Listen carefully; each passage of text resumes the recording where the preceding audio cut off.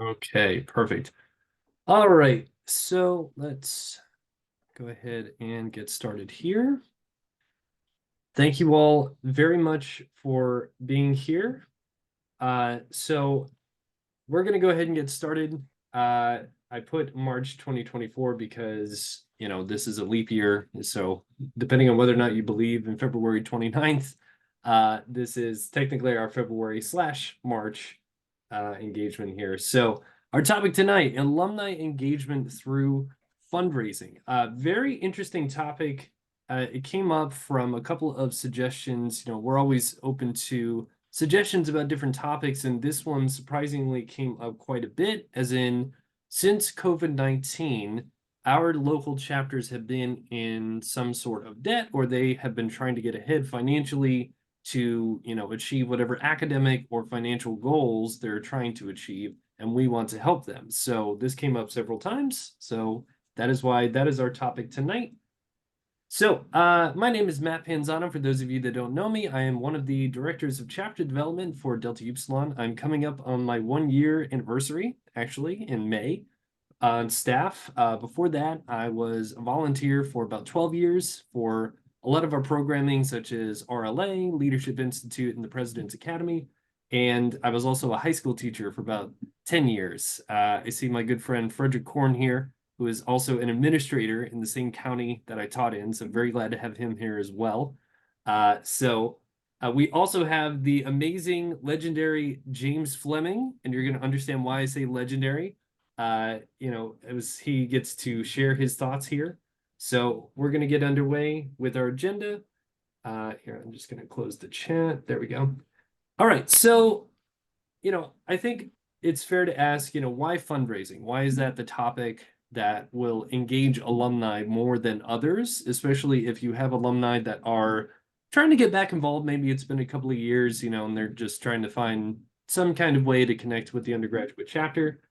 The projected undergraduate budget, and I know that we have a few undergraduates with us here, and I'm sure that they could also probably confirm that a lot of the budget projection is based on recruitment, but not necessarily other avenues of financial income, right? So we're going to go over some of those examples as well. Definitely going to give a spotlight to the legendary James Fleming with us here from Iona for some fundraising activities and ideas. The Global Service Initiative, I just wanted to touch on that briefly to remind people that alumni can, in fact, participate in this event. It doesn't just have to be for undergraduates. And we did have some alumni that recently went on that trip as well. What is the true impact of you as an involved alumnus, especially when it comes to fundraising, right? What are the ripple effects that we may not be able to see? If you've donated to the Educational Foundation or anything to do with Delta Upsilon in the past, you already know that a lot of the ripple effect carries over into our educational programming and for scholarships. Personally, I was an Oak Circle scholarship recipient when I was an undergraduate. So, I thank my fellow brothers for being able to do that, right? And then, talking about a lot of these webinars, I found that one of the best options for time is that we all have ideas. And let's just get some group discussion going about the best practices that our chapters have used, and let's swap ideas. I would love to steal some ideas. I oversee 20 different chapters for Delta Upsilon, many of which have had some debt, which may or may not be their fault. So I would love to steal your ideas, and we'll go from there. But yeah, I just definitely wanted to dedicate some time to that at the end here. So if anyone has any questions or thoughts as we go through, please feel free to jump in. This is, an open forum. I'm not just going to be lecturing the whole time, I promise that. And with that, let's get underway. So why fundraising? Why is this a great avenue for our alumni to get back involved into either your own local chapter or the geographic chapter closest to you, right? So I've worked with a lot of our volunteers, and the common ground is pretty simple, right? So the majority of the alumni and undergraduates, they have a common goal. They want to be able to support not only their own chapters, but just whatever chapter that they are locally supporting as well, right? So if you go to undergraduates and you start to talk about hey, what does your budget look like? What are your financial goals? Are you trying to do a road trip this year? How can I help you achieve that? Right? It doesn't just have to be about the philanthropic side necessarily. I mean, this is a fraternity, right? We want to have the fun experience. We want to provide the safe environments also for our undergraduates to have that. And oftentimes, if we want that safety, that means we have to pay a little extra for precautions, right? So just having that common ground to, speak about really does open up that conversation. And to that end, we found that a lot of alumni are often motivated to donate to the chapter, but they feel a little bit disconnected. They feel like they may or may not know a lot of the undergraduates at this point, and then they will not start to question why they should donate. They just question, well, how much should I give, and to what cause is this going to? And there tends to be some miscommunication there.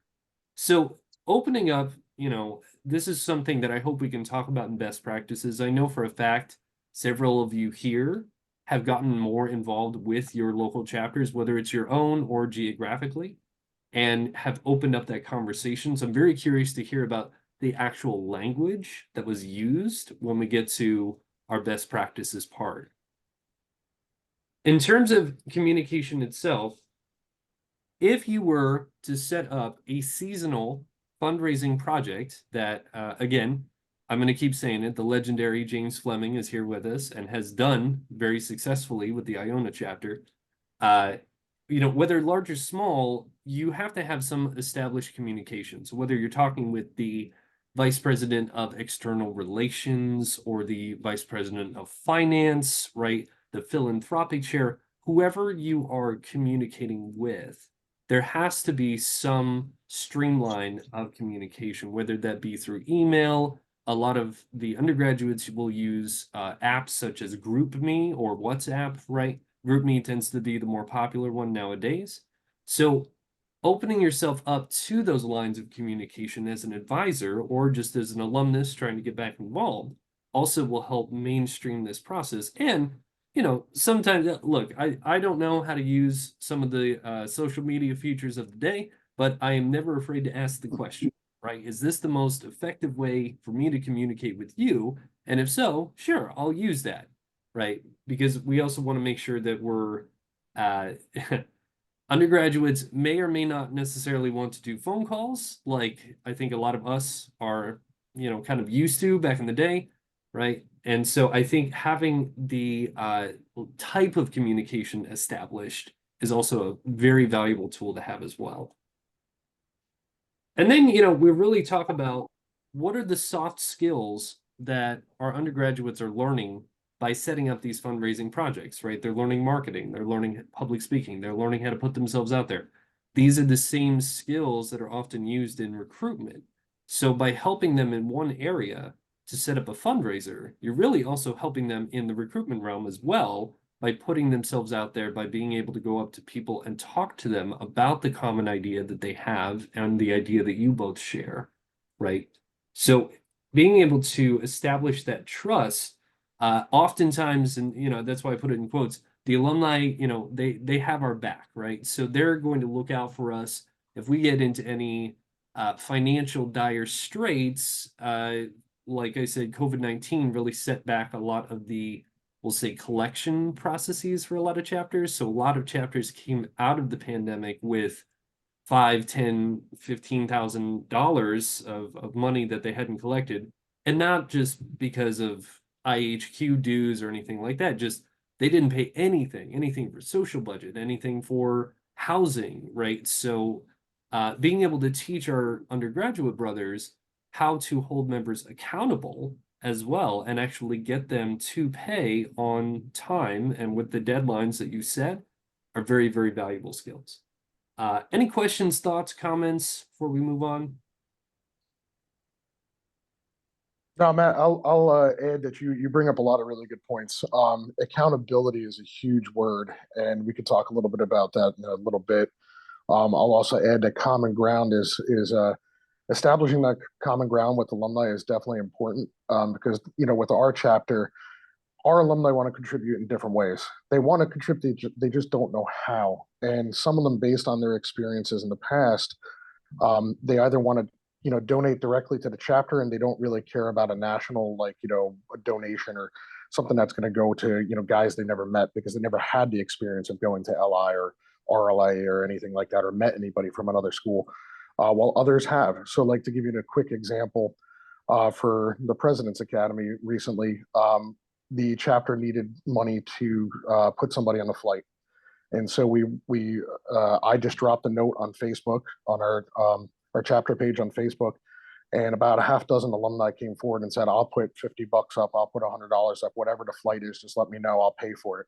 So all those guys were people who had the experience of going to an LI or an RLA, or just being a part of more than just the Iona chapter. So establishing that communication is definitely key to figuring out, who wants to contribute and where, and making, connecting point A to B. So, Love it.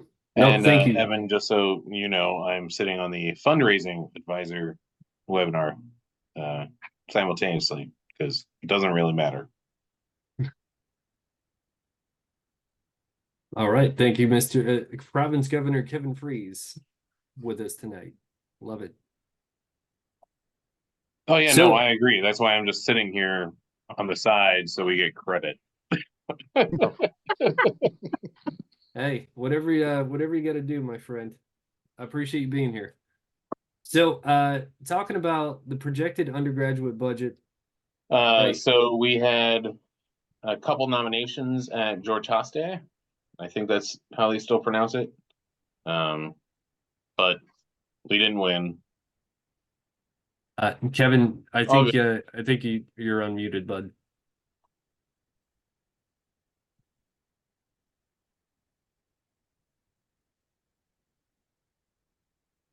Yeah.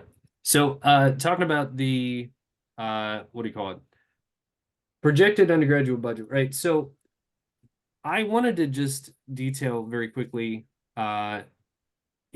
we have this idea of what the budget should be as undergraduates, right? And I'm sure a lot of us here were officers, either president or VP finance or something related to the budget, right? So what happened, over time was we had different costs that came up, and depending on your campus, your philanthropy budget could either be $1,000, or if you're a larger university, I'm going to throw UCF out there, right? Because you're a larger chapter, probably, I would say in the thousands you're going to use for different philanthropies, right? So those variable costs tend to be some of the higher end parts of the budget. The fixed costs, everyone knows about them.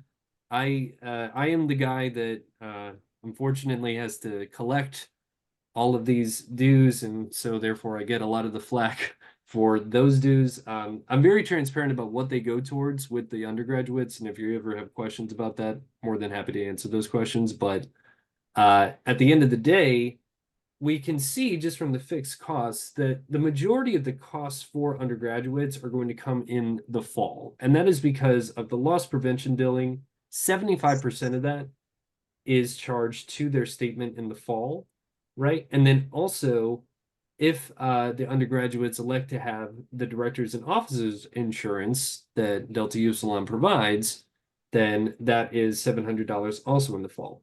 So that being said, if we were to target a time frame of when we should probably help undergraduates establish some type of fundraiser, the fall, just by evidence of the fixed costs, would probably be the most prudent time to actually set that up, right?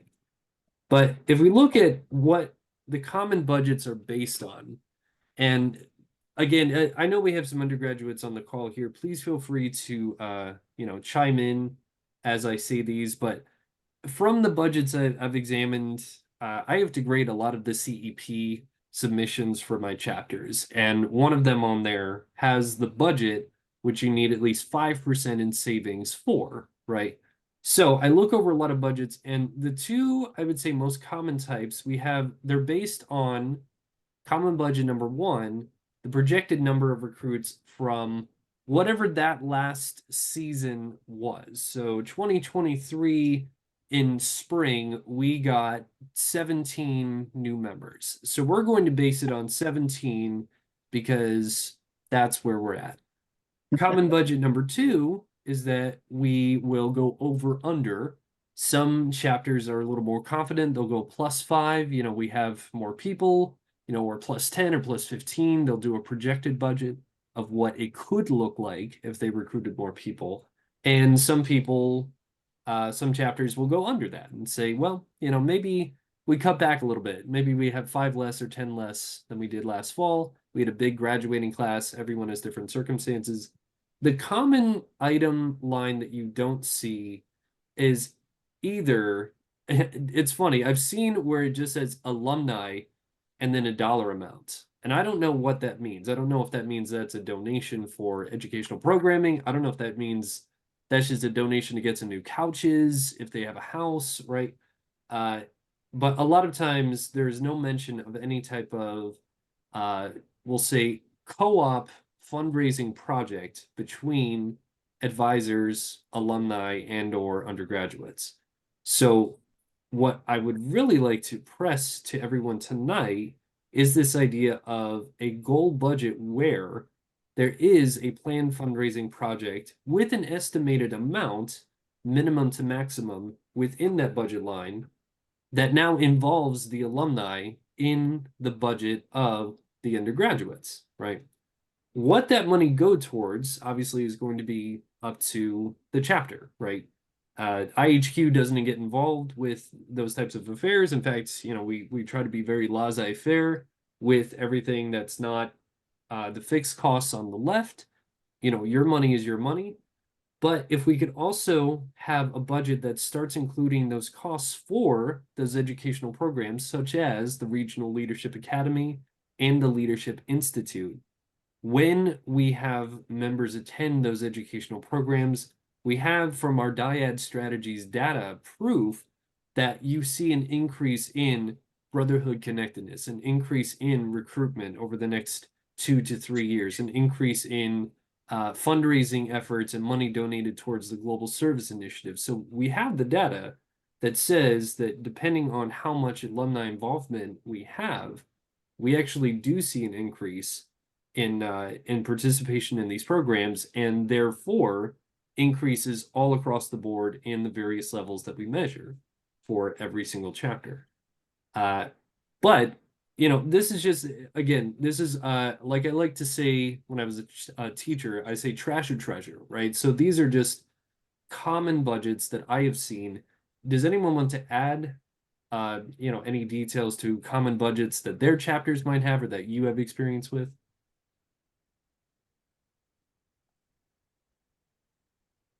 Well, I'm Charlie Kavanaugh, California chapter, and have been for 28 years.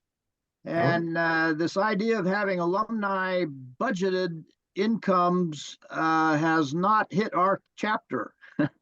Maybe it should, because what we end up often with is a crisis time when I send out an email and said, we're up against the wall here. We only have 18 guys living in the house, and our budget doesn't allow anything for social or whatever else because we're so tight.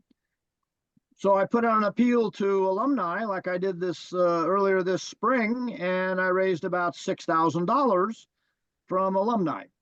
So the house continues. But I sense that the alumni don't like to be pestered. We don't want to be calling them all the time and needing money. So I try to make it only when it's really needed.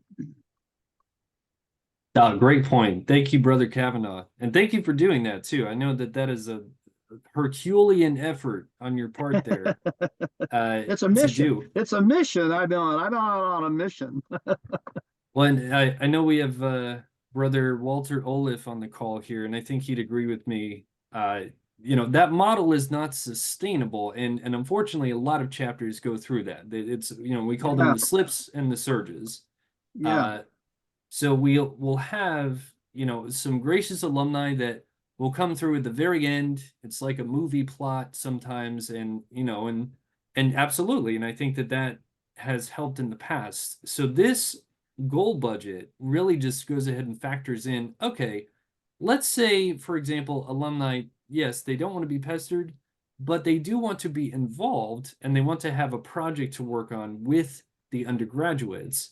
Because ultimately, we're about building better men. We're not about building perfect men, right? So if we're giving the undergraduates these environments in which they can learn and thrive and also fail, but learn through that failure, I do feel like the fundraising events are a fantastic way to measure that because at the end of the day, even if you don't make a lot of money, you still have established those alumni relations and you've worked together on this project.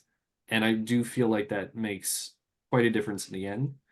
Uh, any other thoughts here before we move on to our fundraising activity ideas?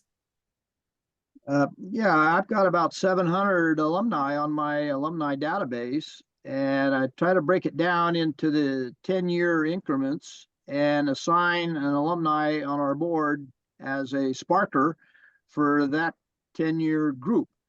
And that seems to have some positive effect because it's usually if I can match up the alumni to that same age group, then it helps. Guys recognize them of their own era. Absolutely. Absolutely. And I'm curious how as we go through some of these other ideas, I'm curious because you have such a large network, how we could utilize their even their business skills, and more appropriately for specific projects that we may want to develop for the undergraduates, right? As I think as of right now, it's a very common model to say, hey, we do have a big alumni base. Let's have one person reach out to 5 or 10 guys, see if they can donate, and then, we'll go from there. So with that being said, let's transition into the part where I get to turn over the microphone to Mr. James Fleming from the Iona chapter. I do want to give a little bit of background about James here, and as to why I asked him to be the guest speaker. So last August, I came into the role of managing the finances for Delta Upsilon.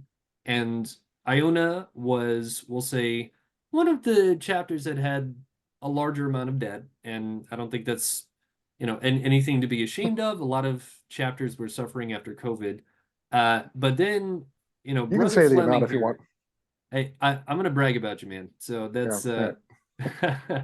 that's gonna happen. But he really stepped up, and he, uh, if I may, went out on a limb to take time, energy, blood, sweat, and tears, and poured into his own chapter to have this resurgence of we can't let this happen again. So he and I talked, and we developed this idea that not only were we going to stop the, we'll say, the debt and sort of the interest and bleeding on the back end, but also create a foundational account for educational programs on the front end to make sure that this never happens again. And honestly, I think the rapport that he's built with the undergraduates, that some of them are here tonight, and I hope they can also speak to this cause. But I do want to just go out on a limb and say thank you to James for all he's done for Iona because they are doing spectacular now. They have over half their debt is already paid off from what they had, which was fantastic. It's a lot of hard work on the efforts of both alumni and undergrads. So with that, uh, Brother Fleming, take it away. Oh, Matt, I appreciate all that. Yeah, too much flattery there.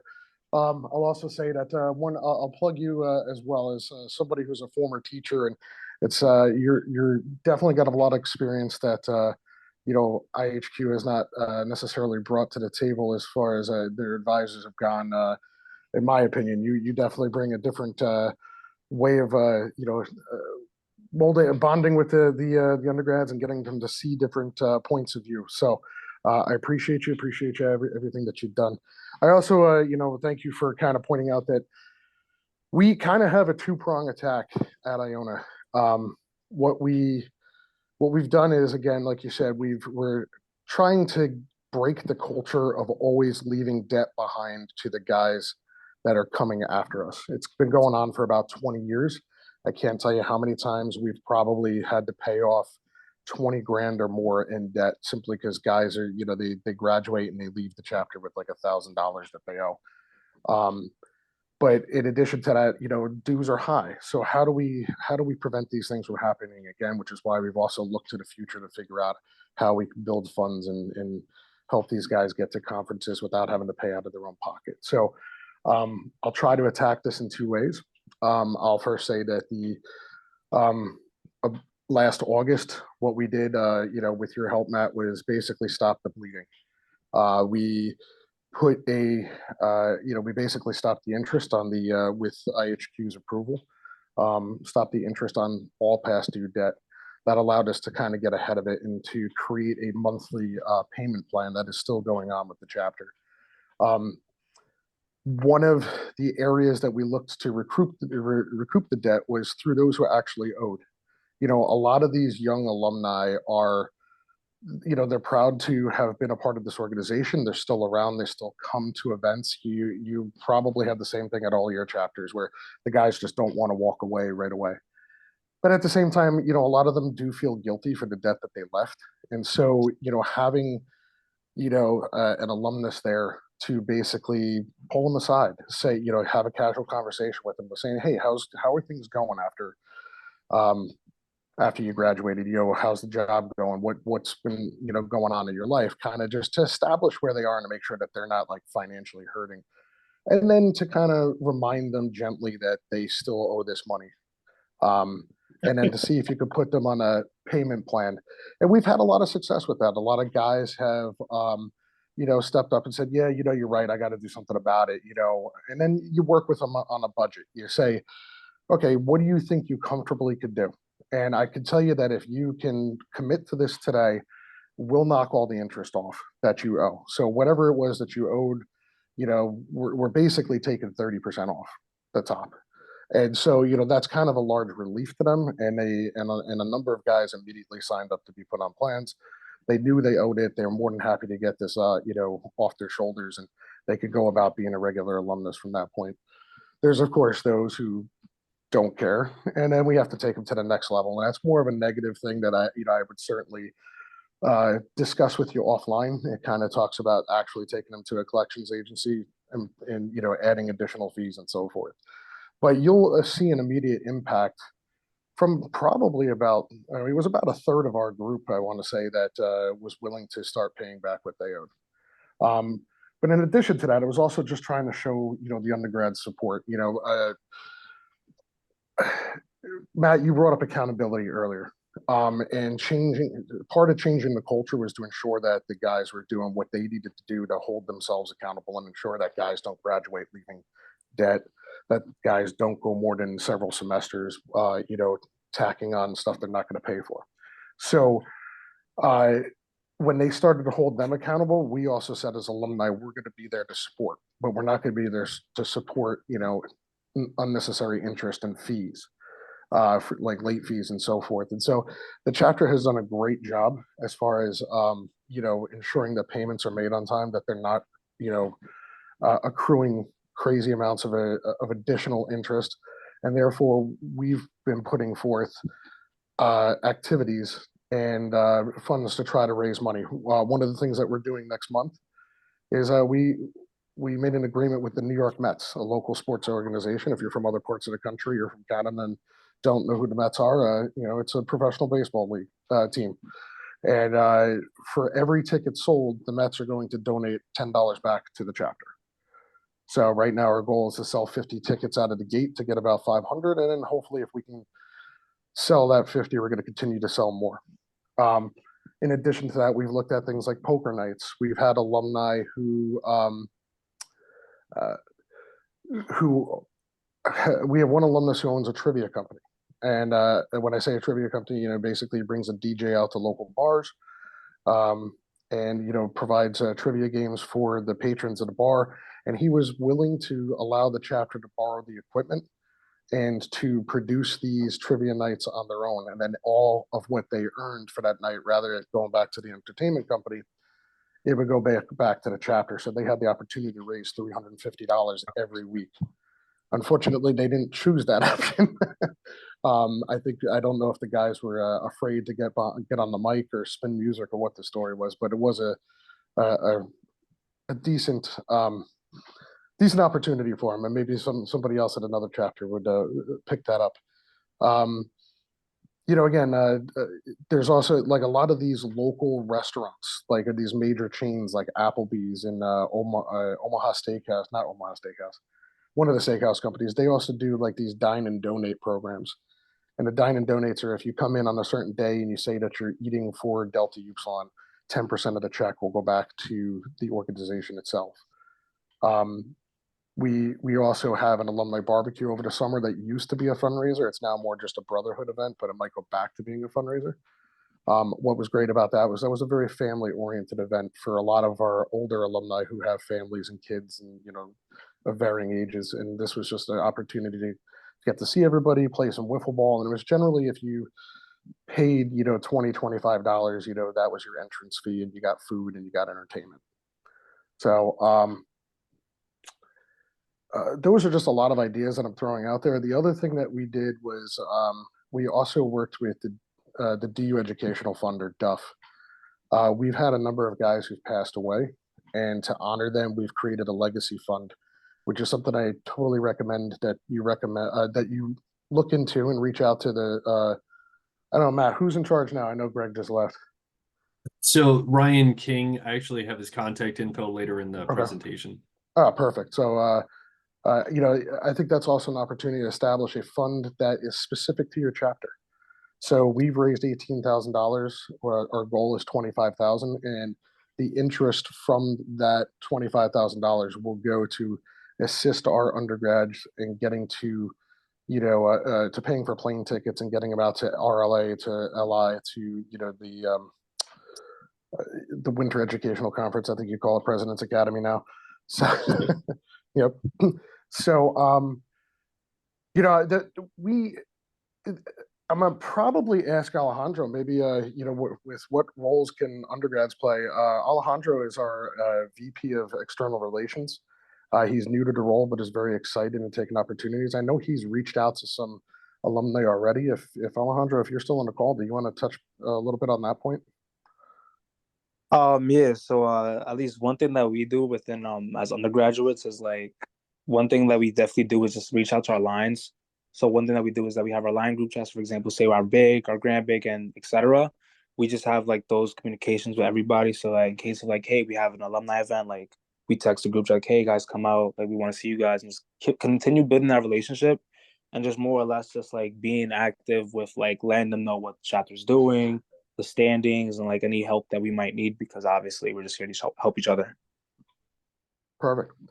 Yeah, and Alejandro brings up a really good point. A lot of conversations that we have with alumni is, again, they just don't know how to contribute, but they love hearing how the chapter is. And eventually, I'm a salesperson, so I can I can certainly pass along a script of how you can turn a conversation about, just a general conversation into like, a pitch for some fundraising at the end. So, basically you start out with talking about how great the chapter is, maybe asking the alumnus like what they'd like to see, what events that they want moving forward. And then, if we were to do an event like, say, a cornhole tournament, do you think that's something you would attend, and would it be great as a fundraiser? And, now you've got somebody who's not only interested in coming to the event, contributing to it, but they know what it's also to help the younger guys out as well. What roles can alumni assist with?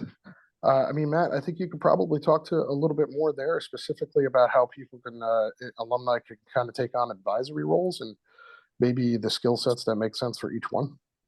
Absolutely. Yeah. And, I wrote these questions out just sort of brainstorming a lot of the questions I've heard at the leadership conferences from alumni, right? How can I get involved? What roles can I get involved with?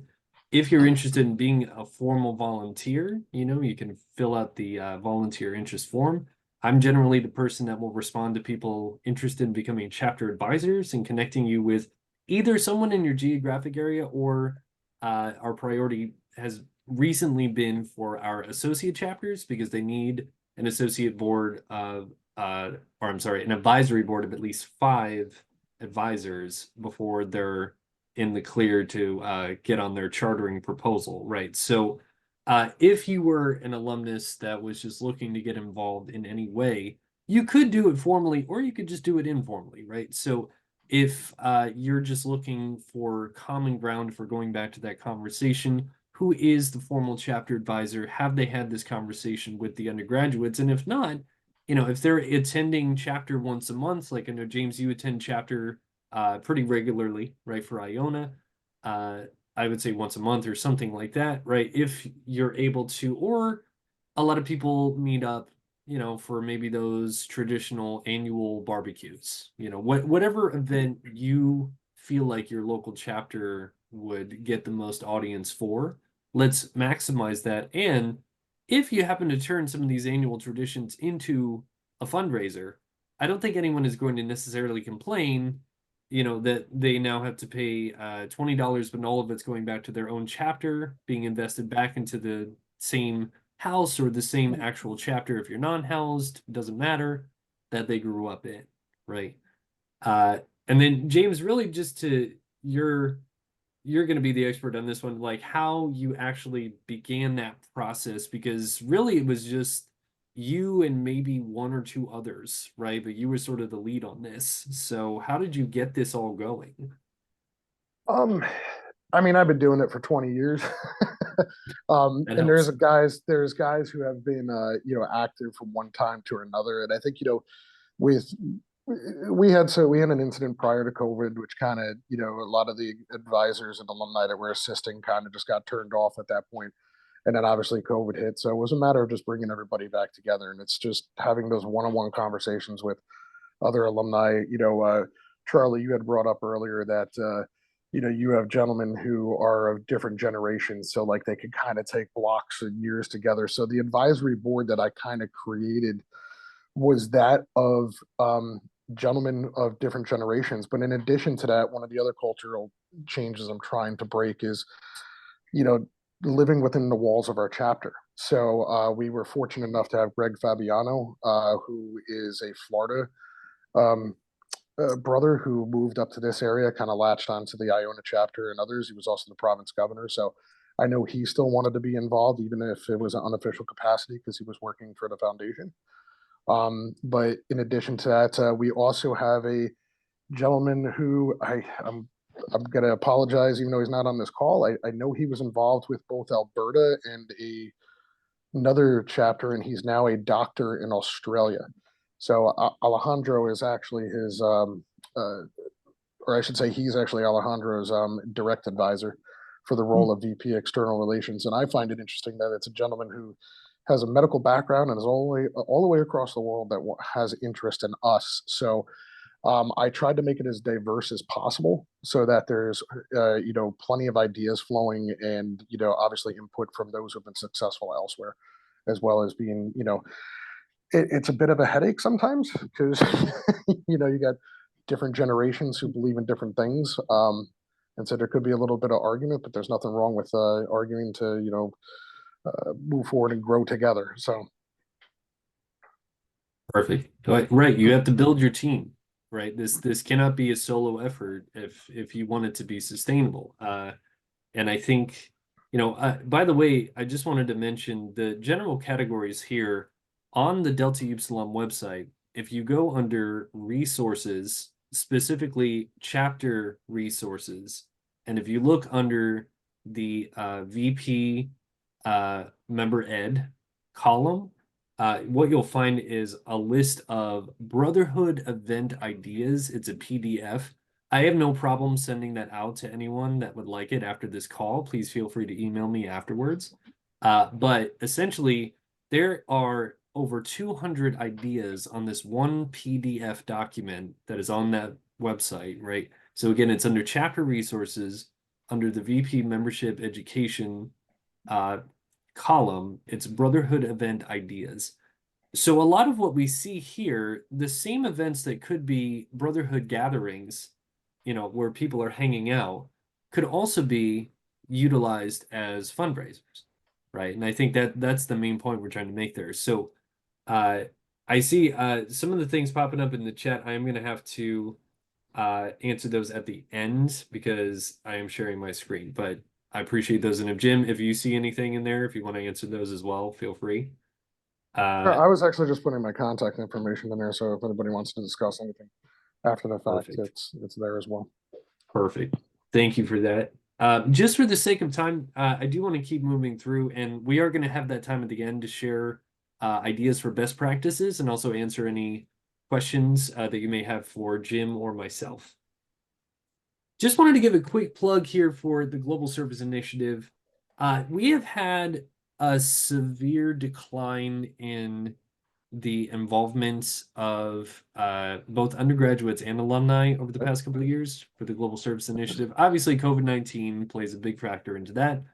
Now that we'll say the dust has settled quite a bit after 2020, we are essentially back at the operating level that we were at in 2019. So I wanted to throw it out there. GSI is our national philanthropy, well, international philanthropy at this point. And we do want to encourage both undergraduates and alumni to either help fundraise philanthropically for GSI and or I just wanted to remind alumni you can also go on these trips if you would like to, right? So if you are involved with the chapter and they decide through one end or the other not every undergraduate, wants to go, or maybe you only have one that wants to go. You may have two spots, and that spot could be for you as well. So just offering that up. I know that we had Rob Losco went on one of our more recent ones, and then we did have someone that requested to be anonymous, but allowed us to use their feedback about GSI, giving that quote there. So it's a fantastic effort, fantastic time. It's in Negril, Jamaica. If you have any interest whatsoever in being a part of this, Cody Rother, who is one of our directors of educational programs, he is the man to contact for that. I have no problem dropping his contact info in the chat at the very end here if you are interested. If also you are looking to make a direct donation or like Charlie was saying earlier, you have a large network of alumni and maybe they could all give $10 to $15 once a year. If you really wanted to put it that way, you could go directly to the link that I put there on our website and make your donation online. So just wanted to throw it out there for Global Service Initiative.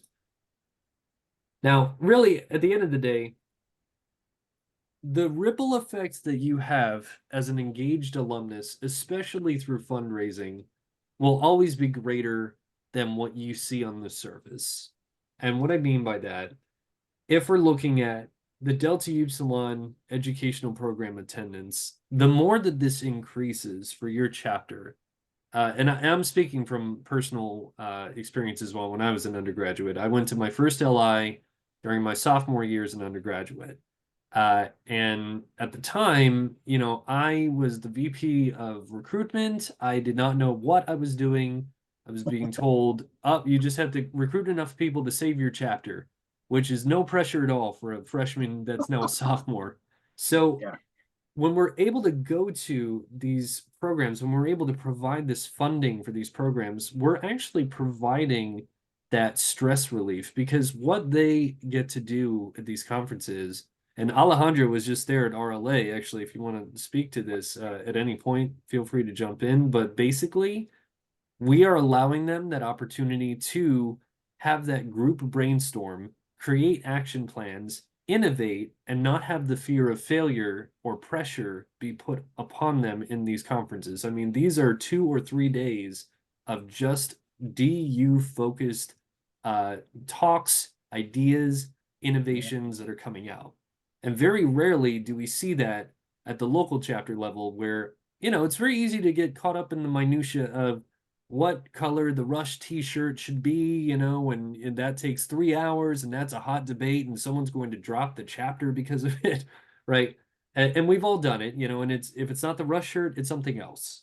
But at the end of the day, it's the opportunity to really have that focused Leadership mainstream LI.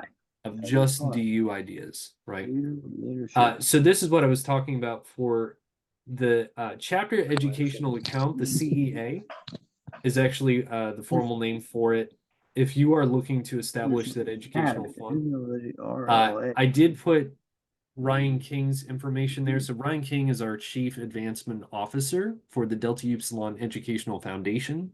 And he gave me full permission to give you his email if you have any interest at all in setting up one of these accounts like Jim did for the Iona chapter. Please, please, please reach out to him. He is more than willing to talk with you, just to see what options we have, right?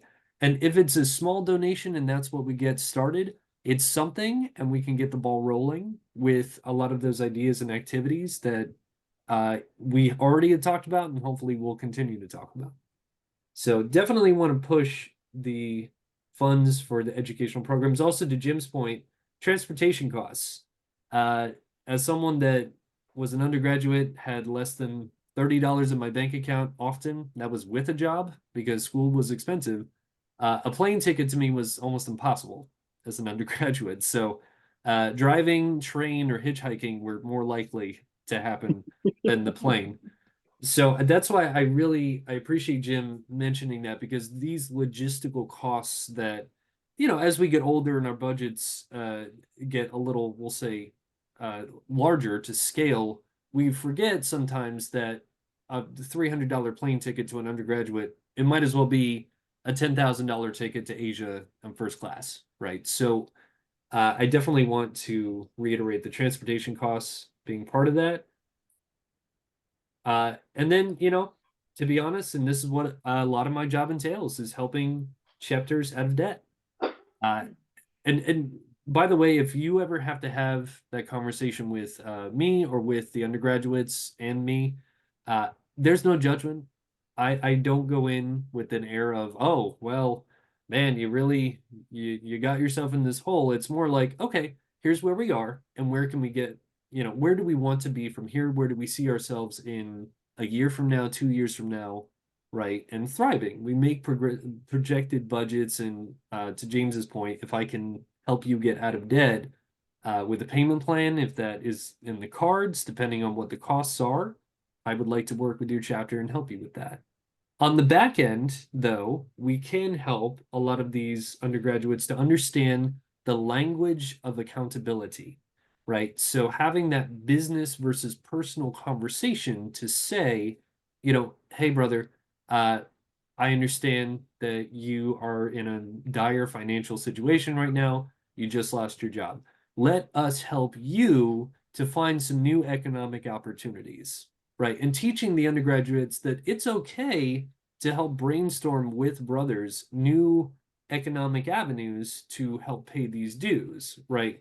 Because again, we're about building better men, not perfect men, but we're about building better men. So that also means that the onus is on us as members to help either our fellow brother or associate members to be able to afford these costs by providing them opportunities.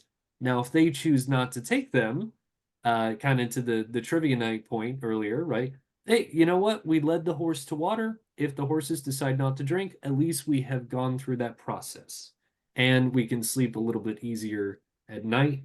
If we're also a lot of chapters that I talk to, they don't collect their dues until maybe mid-semester, and I don't know like why that sort of came about, right? So we have that conversation of, well, what if we just had a payment plan or everything paid in full with a little discount on it if you do that within the first 2 weeks, right? And if someone's on a payment plan and you stretch that out through the full semester, at least there is some air of accountability, right? But definitely, again, want to thank James for being on the call here. And it truly has taught me that one dedicated alumnus can truly make the difference. But again, it's about building that team. It's about having that network that you can rely on as well. And Jim and I talk all the time too. I'm the chapter liaison for the Iona chapter. If you're an advisor and you're not speaking with your chapter liaison often, either through email or just a quick text, I would encourage you to do that, because on our end, again, we want to know all of the barriers, what are all the obstacles, all the roadblocks to financial success for these chapters. And sometimes it is just a basic conversation of, when do you collect the dues? Oh, we collect them in March. well, the semester starts in January. How do you pay your bills? Well, we just, sort of hope the guys will chip in until then. I've heard these conversations a lot. So just want to make sure that we're helping our undergraduate brothers as much as possible. And then just again, if I could preach one more time for GSI, if a chapter raises $3,000 for GSI, they can send one of their members to GSI free of charge. That's everything's included there. The only thing that is not included, and I have to double check with Cody on this, but I'm pretty sure is not included, is the plane ticket there.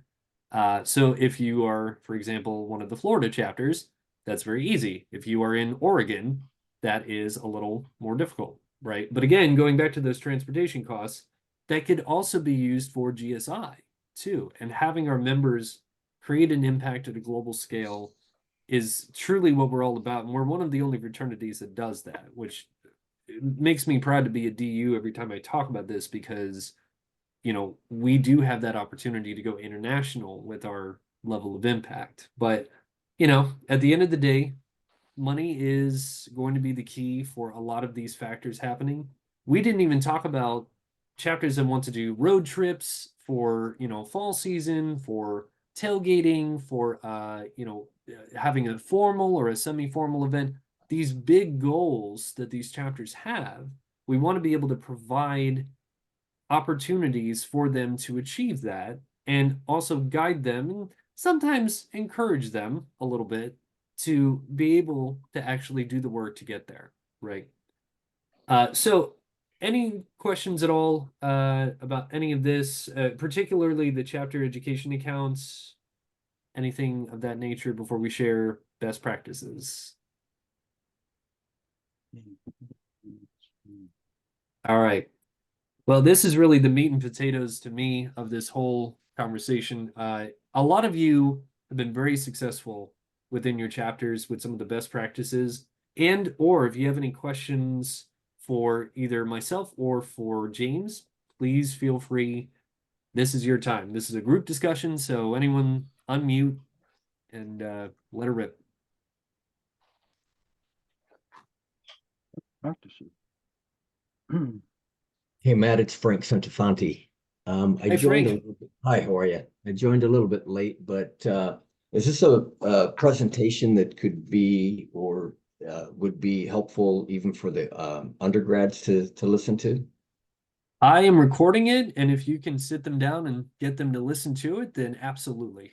But Okay. I I do didn't think I didn't know if it was geared only to alums or if it would be helpful for the undergrads to also understand, then where the alums can come into play and help and stuff. personally, I think that every advisor webinar could technically be catered to undergraduates as well. I just figured they wouldn't want to sit here at 8 p.m. or 5 p.m., on a on a Thursday. So, but at the Yeah, end of the day, sure. yes, to answer your question, yes. Okay. And is there what is International's viewpoint on, that one of the challenges for associate chapters is that they don't have alums. So they don't have a group of people that are that interested in that particular chapter, because there's, you know what I mean? Like, I'm from the Purdue chapter. We've been around for 1,000,000 years, and we've got a gazillion alums. So each one of us could give $1 and we'd be fine. But an associate chapter, has what, 2 or 3 alums? You know what I mean?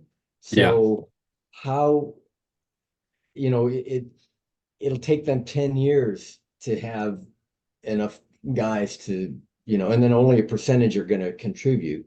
So how does such a young associate chapter, even after chartering, a chapter that's only been in existence for a year or two, how do they, is there anything that they can they get help from International in terms of other alumni supporters? Like, if you make a donation to your chapter, could you give, 1 or 2 or 3 or 5% to an associate chapter that's just starting out? Sure. And I think we can answer this in two different ways. I'd love to tap James's opinion for this as well. The first part that I would say is for the number, the size of alumni, you are absolutely correct. And so for associate chapters, for those of you that don't know, I actually work and oversee all of our associate chapters currently. And part of my job is to go and recruit chapter advisors for them. So Frank oversees the Loyola Marymount Associate Chapter out in California. And that's why I'm asking the question for the other guys on the call. Sure. That's why, So go ahead, man. So what from the international side, what our support is to first establish that chapter advisory board so that we have at least a small team that can then have the conversations with the undergraduates about setting up the projects. And I say that because I think to your point, yes, if you got all of the Purdue guys, for example, to donate to Purdue, that's one thing. That's also, I think, based on Charlie's model that he had mentioned earlier, where that's sort of the slips and surges, right? Because sometimes people can give, sometimes they can't.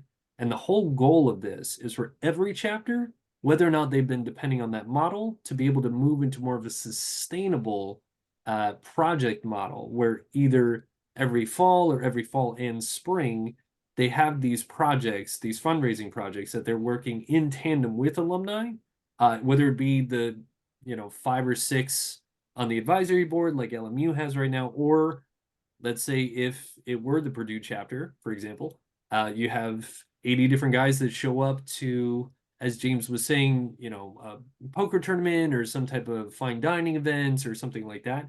But they're also helping to set that program up with the undergraduates, right? Because also ultimately we want that interaction taking place between the undergrads and the alumni, instead of just, hey, I noticed it's that time of year where our chapter tends to get into debt, and my own chapter's been in this fire before, so I've donated as well. But yeah, so at least from the international side, that's what we're trying to do. We're just trying to help develop that like sustainable model.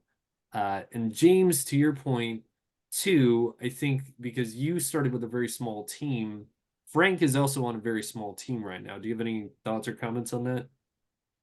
Well, first of all, I'll just say, you going back 20 years ago, we were that chapter.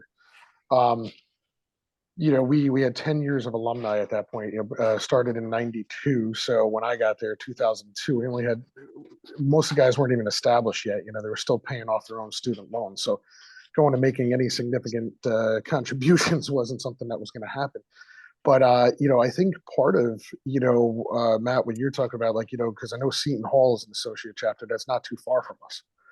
And I think, the New York City area has plenty of alumni.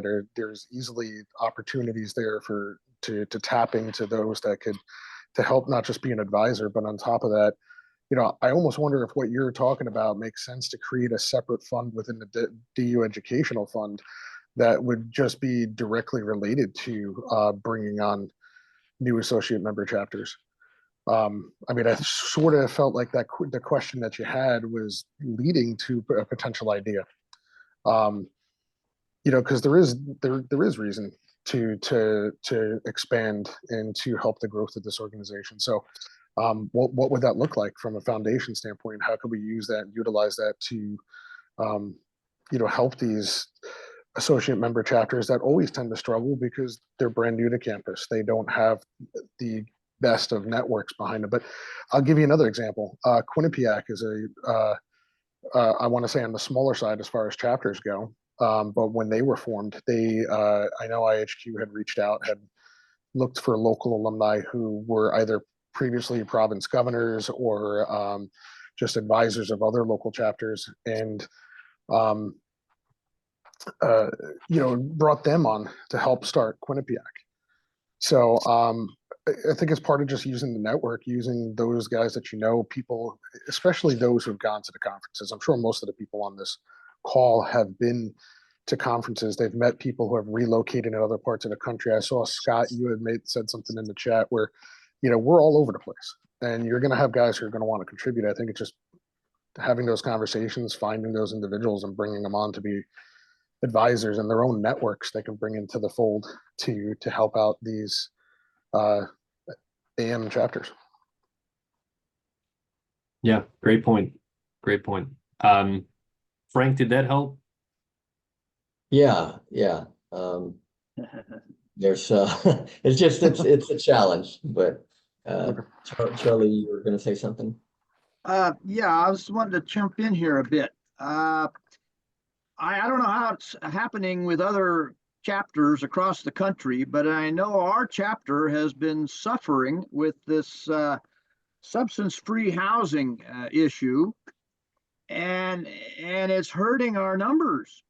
It's hurting our numbers. It's hurting the energy in the house. The alumni go there and they see the house is kind of mostly trashed, and they walk away. They say, "This is terrible. We don't want to contribute to this."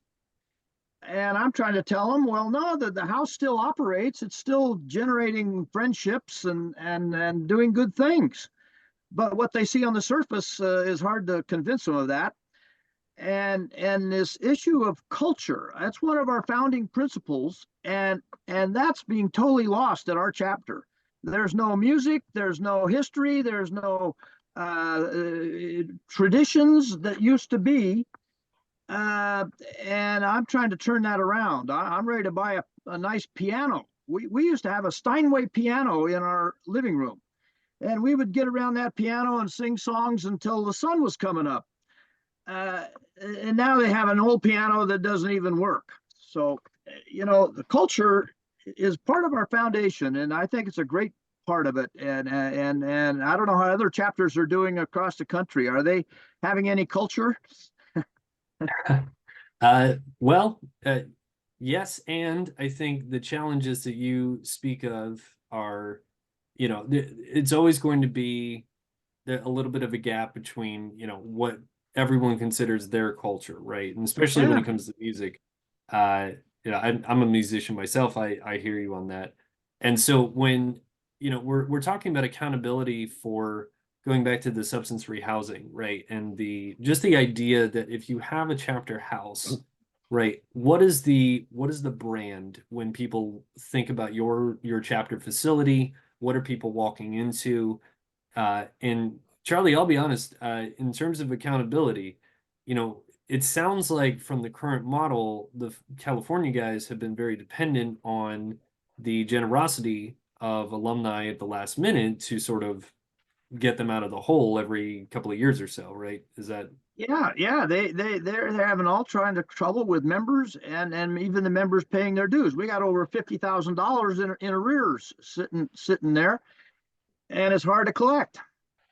Well, that's and I think to that point, I think the model just stops now, and what happens is what we say is the alumni group is we say we would like to help you work together to establish some type of cultural fundraiser, right? So whether it be putting on a concert or something of that nature, now it's a project that both alumni and undergraduates are working towards, and I think two things will happen. One, the undergraduates will be able to communicate better with the alumni, establish better relationships with them, and at the same time, they do learn a lot of those soft skills that we had talked about earlier.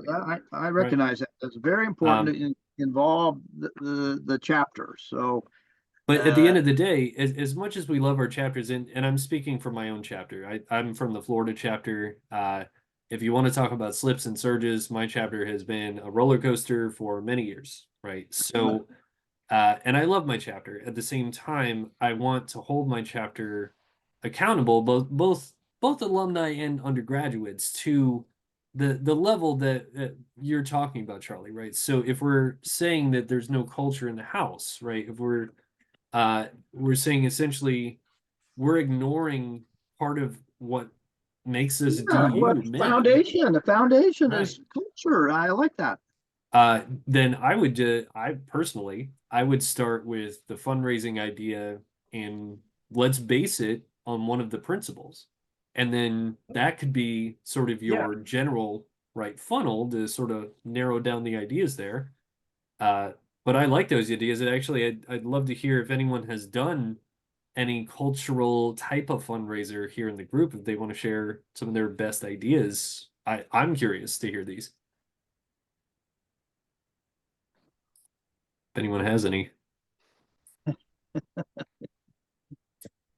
That's a weird question maybe to ask, but or just any great fundraisers you've done. Maybe trying different foods, something like that. I mean, we have one event coming up for at least our chapter. So we're doing a heritage potluck with another sorority.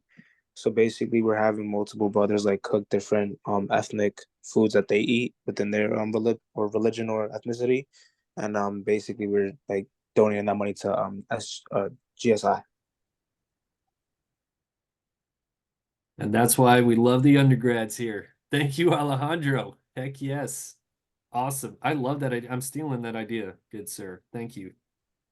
Heritage I don't know. potluck. I don't know if this would come under culture, but I remember when I was at our house at Purdue, we had classes, well, for lack of a better word, classes on, how do you dress for an interview? How, your how long should your tie be? How do you tie a tie? How do you set a table? If you're walking with a girl, she shouldn't be walking on the curbside. I mean, etiquette, all of this type of stuff. So, and I don't know if anything like that is going on in any of the chapters these days, but if not, that was something that I still think about. And I learned a lot of that stuff. That you're not going to learn, and that's another thing that you have an opportunity to learn that in a fraternity where you're not going to learn that if you're just a regular general member of campus. Yeah.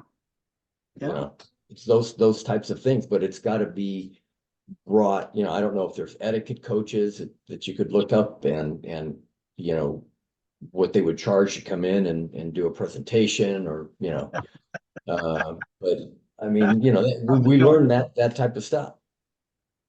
But in flipping the script, can we train our own brothers to be those etiquette coaches, and then we send them out to other fraternities, other clubs, organizations, and they're fundraising, in pairs, going in and doing those workshops? Could be another idea. That's a great idea. So, and I don't know if anyone got to check out that resource on the website already, the Brotherhood Event Ideas, right? But basically, there's over 200 ideas on there, and you could take any one of them. I would say 90% of them, pretty much, and you could flip them around to be some type of fundraising idea. So, a lot of it is going to be collaboration with what are the undergraduates interested in, which I think really helps connect you to that local chapter. We'll say, feel and vibe, what if you're in, for example, the mountainous area and you want to go skiing, and that's something that your local chapter does, great. How can we turn this into a fundraiser? Do we have a hot cocoa stand at the bottom of the Bunny Hill? Just something of that nature, where we're saying, here's an opportunity for a brotherhood event. And could we also add in an element where we're making a little bit back, putting it towards another, long-term goal? Unfortunately, I think a lot of our brothers have been given we'll say, a disadvantage for certain, we'll say, experiences that a lot of us got to experience when we were younger, simply because costs have gone up on a lot of different materials.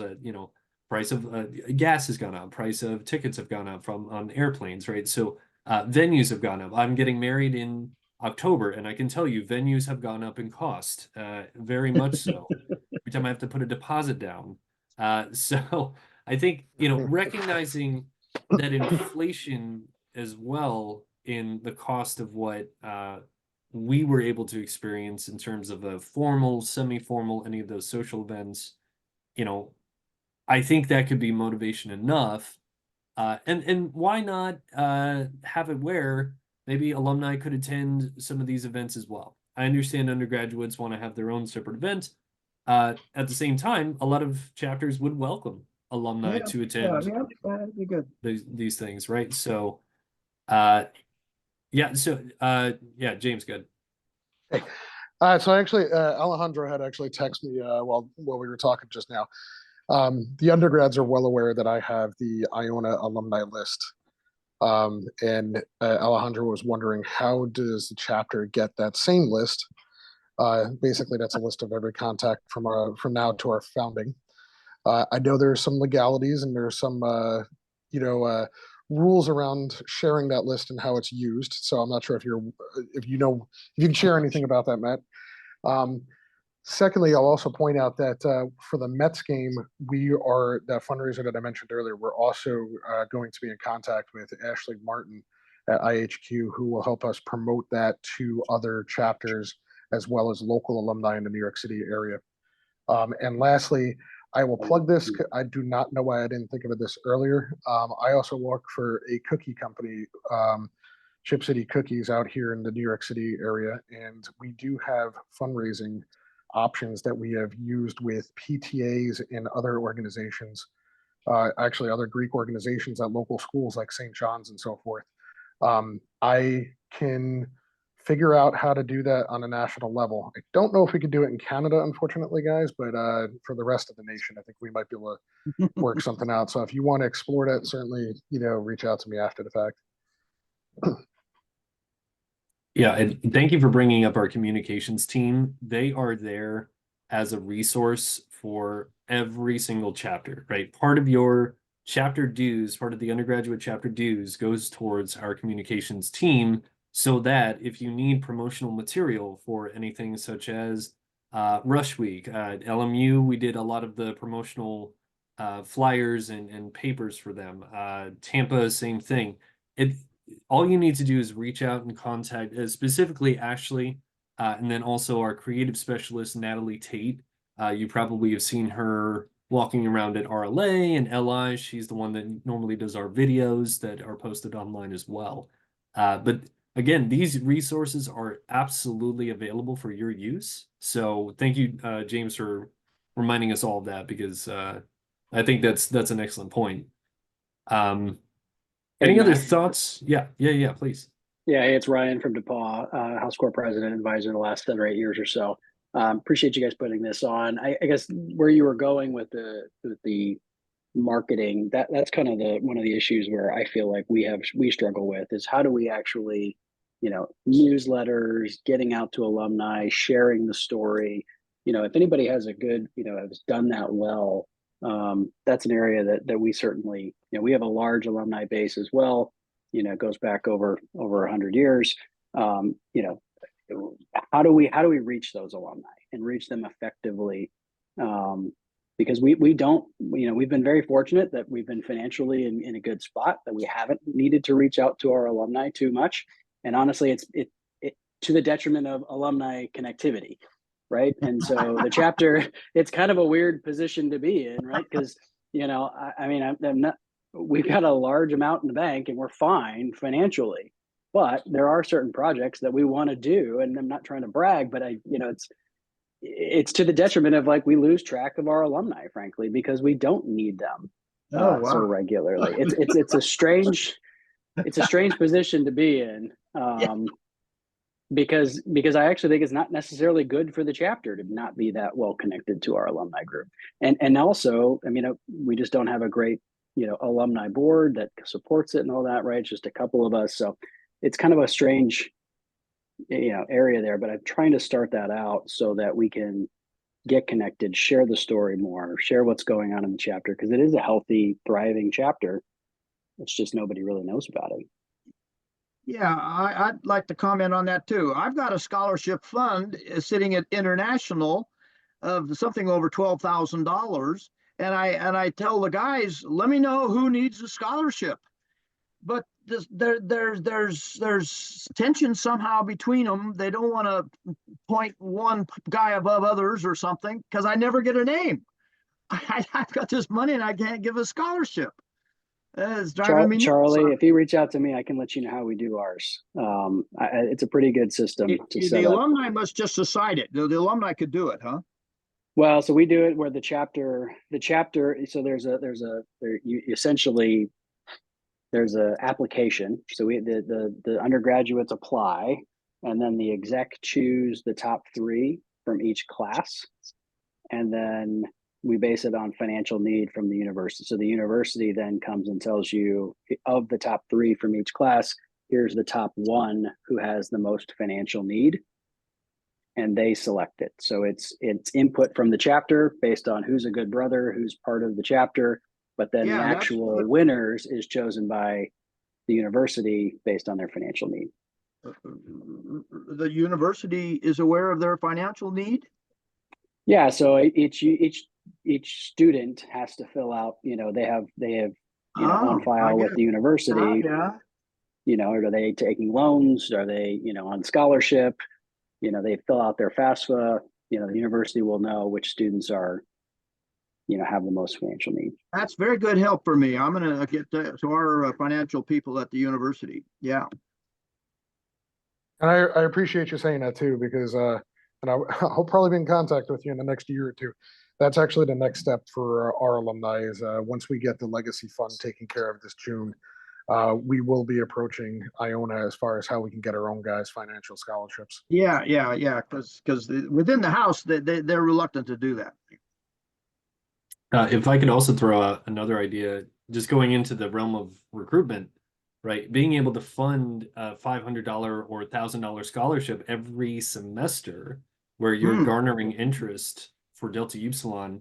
I've often said that we need to start getting involved with, at the high school level, local high schools, and either through service or philanthropic fundraisers, you get in on the ground floor there, you start offering a scholarship, $500, $1,000, Yeah. just apply for it. And now you're getting in on the ground floor with these seniors, which again, high school teacher, I actually recruited some of my former students that became my brothers, which was a little weird, but it was fine.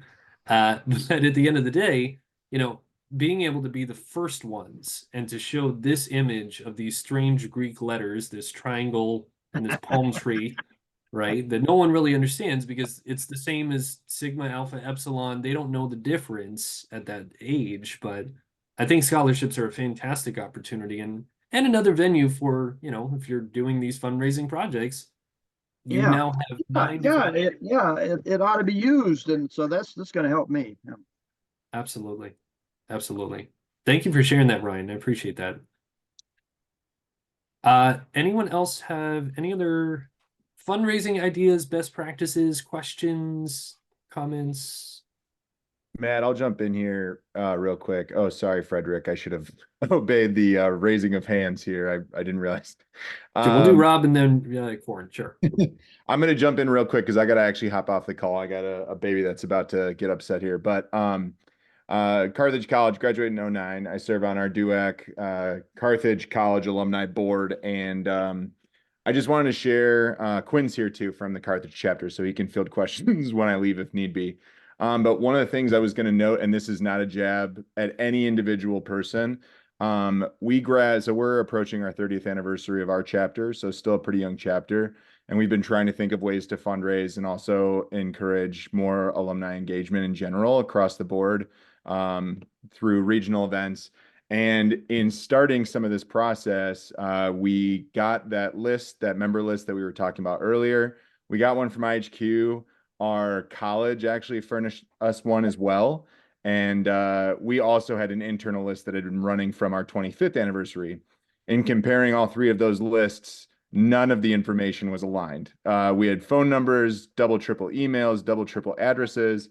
So we started a phone tree and a kind of a broad reach out across pretty much every platform you can imagine, with phone calls, with text messages, with Facebook messages, with LinkedIn, even any way that we could get in touch with old members to say, hey, here's what we have on file for you. Is this up to date? Because we'd like to give you information about our 30th anniversary. And we found tons and tons of outdated information.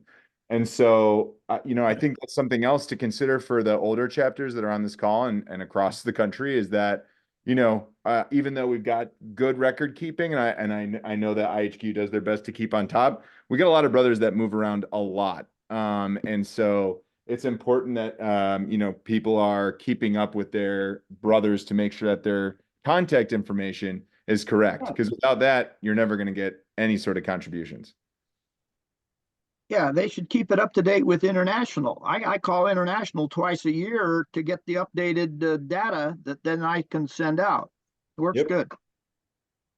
We did have a that transition to the DU portal was both messy and necessary in August, but we still have, I would say we're still missing I would say 30 to 40% of our alumni base just to claim their portal invites that were sent to whatever email we have on file. I definitely encourage the two-way system, right? So if you have your internal system that you're keeping your records of phone numbers, emails, even I would say at this point we need social media handles, Instagram handles, LinkedIn, as you said, anything that we can then send out some type of message, I think is a great system. You know, and we're on our end too, just to be completely transparent. We are working to hopefully get a system where we can start connecting people through LinkedIn. And this is not something that will be immediate, but is a necessary transition as technology has changed and communication has changed, right? And if we want to offer undergraduates those opportunities to connect with alumni, just FYI, that's coming down the road. I can't tell you when. I'm not necessarily the IT guy on staff, but definitely wanted to throw that out there. And Corn, whenever you're ready, good sir. Yeah, absolutely. So I am a UCF guy, Central Florida, so I'm not usually on these very often. So I do want to thank you all for putting these on and supporting everyone. But I do want to say that I know we're talking fundraising, and it sounds like a lot of the fundraising is in order to help our undergraduate chapters maintain their budget and be able to support philanthropy and certain things. I do want to just remember to focus on the task at hand with your undergraduate chapter in maintaining a solid budget and then working that budget to create a surplus. To me, and I want to give a shout out, he had to drop off this call, but Walter Olaf is the current advisor for the UCF undergraduate chapter. He has done a fantastic job of cleaning up the numbers and, most importantly, putting it on paper and in writing in front of the kids, the guys, to know where their money goes and what it means to have your dues paid off. I think that there is often a lack of understanding as to where the money goes and what they have a surplus of money to utilize if everybody pays. And it's really, he puts it in front of them. Hey guys, this is what you could do socially, event wise, if everybody pays. Hey guys, this is what you can't do if not everybody pays.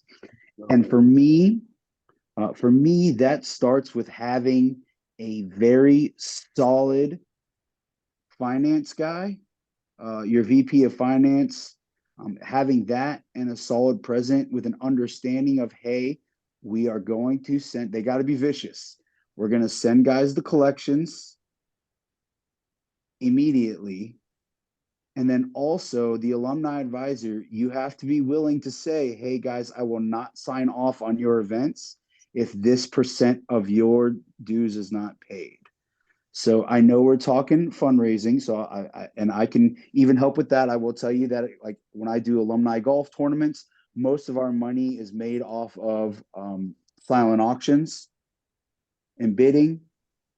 And so, and that's where we got most of our funds, but also through donations. But I'm just saying that works out. But don't forget the initial part of just ensuring your chapter is financially sound and having to be ruthless on some of those things to keep them there. Yeah. No, definitely, for sure.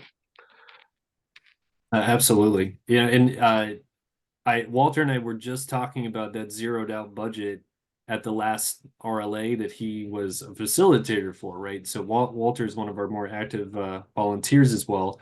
And the fact that he was getting senior members more involved and more bought in because he was able to give them these projected budgets of here's what you can have. And if you're a senior, you're not going to be wasting any of your money. Every single dollar will be spent by the end of the semester. So I think that's a fantastic point to bring up for sure. Thank you. Thank you. Thank you. Matt, it's Frank. Any Yeah, I had any other another thoughts? question. Is Yep. there a webinar on budgeting? So we have all of our recordings on the advisor resources tab on the deltau.org. They have one that was done a while ago. I don't think it would be uncouth to have it as another webinar soon. We do have all of our topics planned for spring, and again, that's based on some of the feedback that we get at Leadership Institute and some of the other we'll say alumni gatherings, and a lot of it's word of mouth, but I think that we should start having, what are the types of webinars you would like to see, and budgeting could definitely be part of that. So, Okay. For sure. Great question, Frank. All right, thanks. All right. I just gotta say that this thing about substance-free housing is when I was in the house in 1960, we could have beer, no wine, no hard alcohol, but we could have beer. And we knew guys under 18 were drinking, and the authorities didn't, or under 21 were drinking, and they recognized they wouldn't bother us if they're in the house and not causing a problem. Somehow, saying the house has to be dry is an impossibility. It just, it's going to kill the house. And so we need to get back somehow to getting at least allow beer. It just got to happen. Charlie, I hear you. And I think, part of the paradigm shift on that was to help reduce a lot of our loss prevention billing for all the chapters. I will say this is probably not the session to talk about that because it's going to be a more of a separate issue. At the same time, I don't want anyone to ever feel like we are not able to answer those questions, not in particular webinars too. So if you have any of these questions that have kind of, we'll say, divulged from other topics, please reach out to us. Part of why I earn my salary is because members are paying dues and I want to earn those dues, right? So I want to be able to answer these questions for you. With the substance-free housing specifically, I understand that there's frustration. I do. I get it. And I think that there's, a goal in mind for the ideal world where every house is substance-free, and the fraternity house is just sort of like this, right? This business, place of business, right? Place of living, place of business. In reality, we're still having a large transition for all facilities at this point, except for, we'll say, the brand new ones, because associate chapters, for example, if they have a facility, they start out with substance-free housing. So it's just like, yeah, that's what I understand. Yeah, and that's kind of their tradition. At the end of the day, we've had to help a lot of the undergraduates start to see the facility as more of a bonus and not the necessity. I'll use my own chapter as an example. The Florida chapter is notorious for depending on their own house a lot for everything, for recruitment, for everything.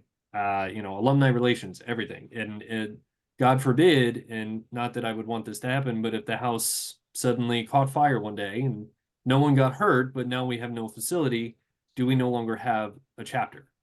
And I have put that question out there to a lot of the chapters that are trying out the substance-free housing, just to say, how much of our identity is tied in this facility? And so the one comment I would make is, it might be a healthy conversation to just say, the house is not the chapter. It's a building. It does have a lot of memories. You can make a lot of memories there, but it's not the chapter. The chapter is you, right? Your ideals, your principles, everything you do.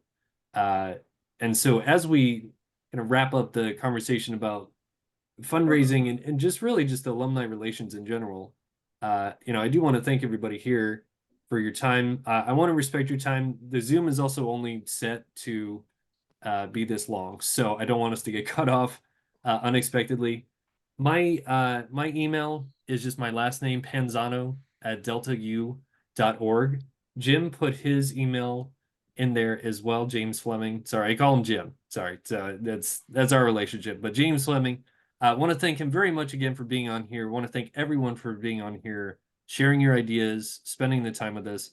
Just by being here tonight, you really have done an astounding job for your chapter, your local chapter, whether they're geographically near you or not, you are still making a difference just by attending. So thank you so much for being here, gentlemen. I'm going to go ahead and end the call for us. And please, like I said, if you have any questions that weren't answered tonight, please follow up with me. I'm more than happy to answer them for you. All right. Thanks so much. Thanks, Matt. Have Thanks, a Matt. great Thanks, night. Matt. Good meeting. Thank you. Have a good night. Bye.